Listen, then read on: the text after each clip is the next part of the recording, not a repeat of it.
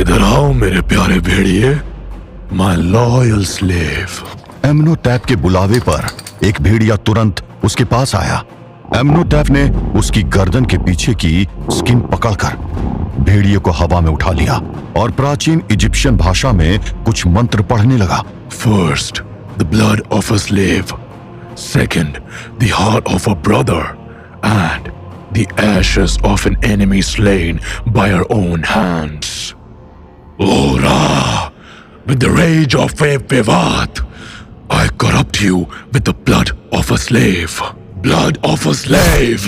उस भेड़िए का खून उस काले पत्थर पर गिर रहा था और उस पत्थर में कुछ हलचल हो रही थी। देखो व्लाद, देखो, रा की शक्ति जाग रही है, पर जब ये जागेगी तो ये महान वेवात की गुलाम होगी, और जो भी महान वेवात के रास्ते में आएगा वो रा की शक्ति के आगे भस्म हो जाएगा। क्यों व्लाद, डर लग रहा है ना? डर? और तुझसे? ड्रैकुला किसी से नहीं डरता है, किसी से भी नहीं। एक बार ये चेन्स खुल जाने दे, फिर देख तेरा क्या हाल करता हूं। ये चेन्स तब तक नहीं खुलेंगी जब तक मैं नहीं चाहूंगा। तो मैं इन्हें तोड़ दूंगा। तुम इन चेन्स को तोड़ सकते थे व्लाड, अगर तुम अपनी फुल पावर पर होते, और ऐसा ना हो इसके लिए मैंने बहुत लंबा खेल रचा है। जानना नहीं चाहोगे क्या? जब मैं तेरा खून पीऊंगा तब सब जान जाऊंगा। लास्ट टाइम तो तुझे सनराइज ने बचा लिया था, पर इस बार मैं तुझे चीर के तेरे इतने टुकड़े करूंगा कि तेरी ये भेड़ियों की फौज भी गिनती में उसके आगे कम पड़ जाएगी। तुम्हारा ये गुस्सा, ये फ्रस्ट्रेशन देखकर मुझे बहुत मजा आ रहा है व्लाद। चलो तुम्हें एक मजेदार बात बताता हूं। तुम जानते तो हो ही कि तुम्हारी कमजोरियां क्या है। Sun, silver, holy water and cross.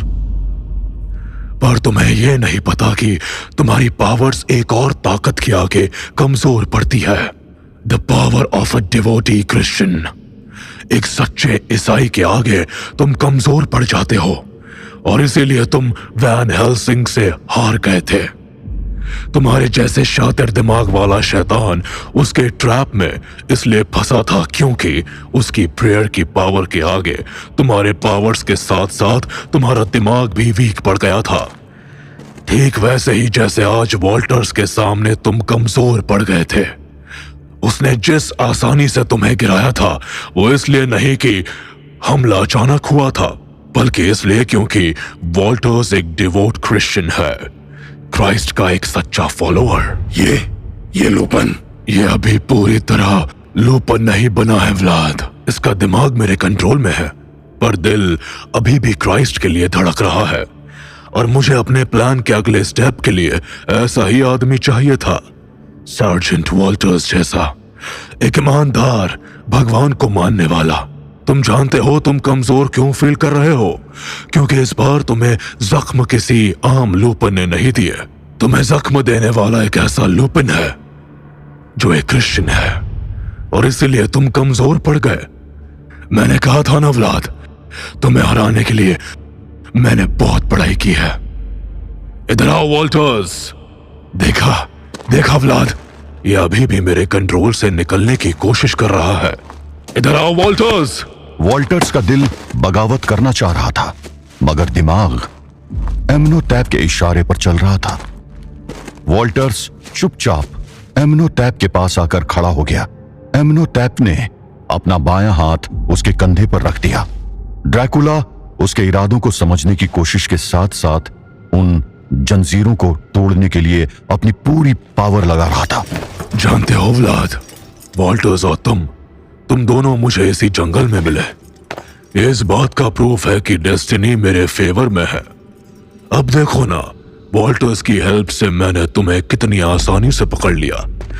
तुम्हें क्या लगता है वॉल्टर्स को इतना बड़ा काम करने के लिए कुछ तो मिलना चाहिए ना? After all he is my brother. Amenhotep ने एक बार में अपने पंजे से वॉल्टर का चेस्ट फाड़कर उसका हार्ट निकाल लिया था, और वॉल्टर्स का शरीर लड़खड़ाकर जमीन पर गिर गया। मैं जानता हूं कि तुम यही सोच रहे होगे कि मैंने अपने ही साथी के साथ ऐसा क्यों किया, क्योंकि वो मेरा साथी नहीं है, वो मेरा भाई है, माय कजिन ब्रदर। वॉल्टर्स का दिल अभी भी धड़क रहा था। एम्नोटैप ने उस धड़कते हुए हार्ट को एक खंभे पर रखा और वो काला पत्थर उसके ऊपर रखकर बुदबुदाने लगा। ओरा, with the rage of Vivat, I corrupt you with the heart of a brother. उस मरते हुए दिल की हर धड़कन के साथ उस काले पत्थर का रंग बदल रहा था। वो धीरे धीरे सोने जैसा चमक रहा था। क्या हुआ व्लाद? तुम्हें समझ नहीं आ रहा है ना कि मैंने ये क्या किया? चलो समझाता हूँ।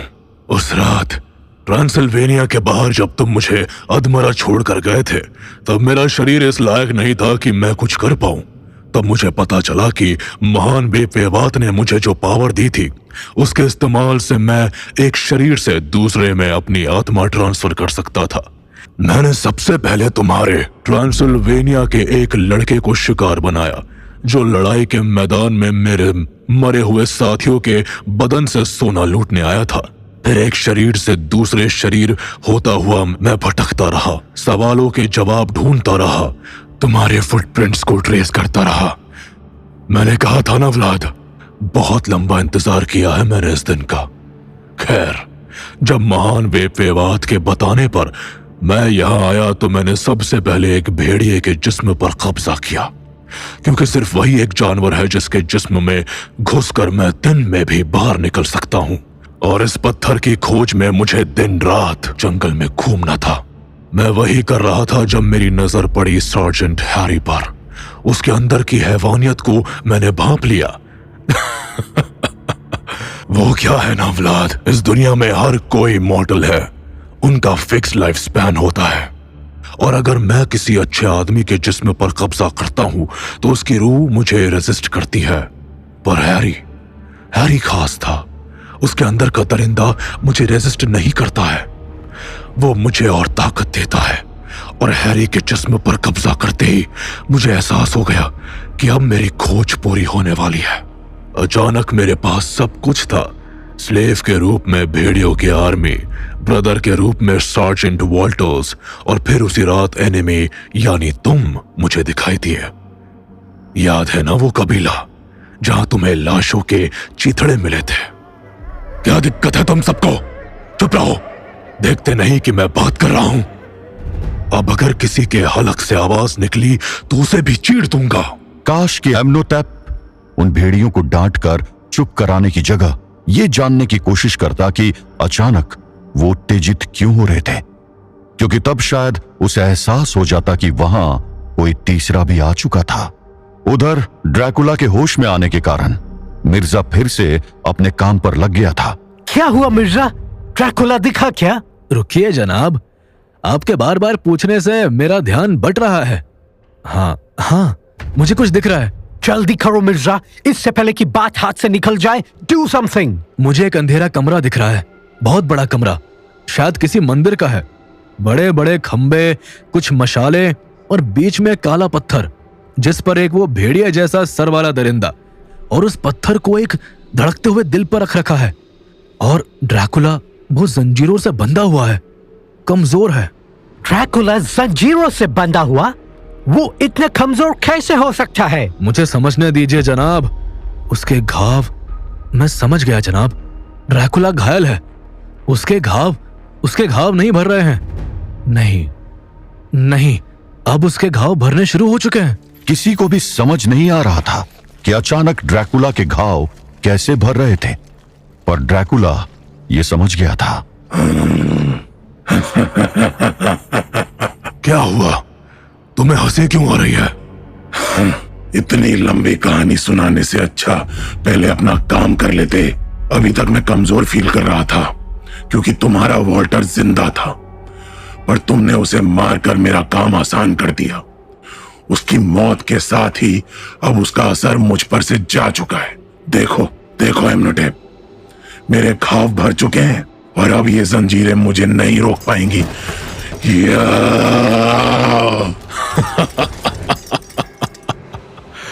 तुम्हें क्या लगता है मुझे ये बात नहीं पता थी?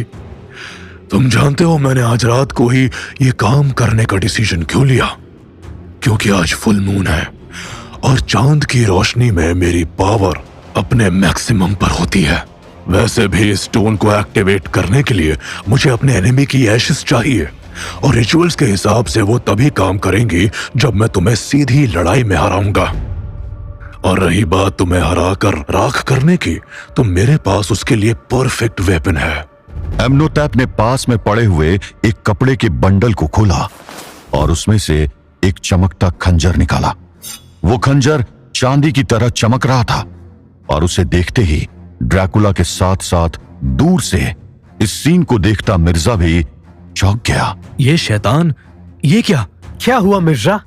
तुम इतना डर क्यों गए? उस दरिंदे के हाथ में वो है। क्या क्या वो? सही से बताओ मिर्जा, सही से बताओ। कबील का खंजर। कबील यानी कि केन, बाइबल के अनुसार दुनिया का पहला मर्डरर जिसने अपने भाई हाबिल की जान ली थी। केन्स डैगर, ये तो केन्स डैगर है।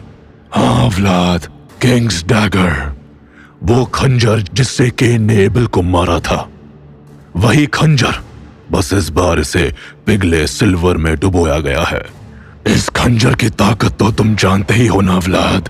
बहुत मुश्किलों से ढूंढा है मैंने इसे। 400 साल का इंतजार किया है मैंने सिर्फ इस दिन के लिए, जिस दिन मैं ये खंजर तुम्हारे सीने में उतारूंगा और तुम्हारी राख से नहाऊंगा। तो देर किस बात की है एमनोटैप? दोनों दरिंदे एक दूसरे पर टूट पड़े। एक युद्ध की शुरुआत हो चुकी थी और उस युद्ध में इन दोनों में से सिर्फ एक ही बचने वाला था। क्या हुआ एमनोटैप? बस इतनी सी ताकत मिली तुम्हें फुल मून से?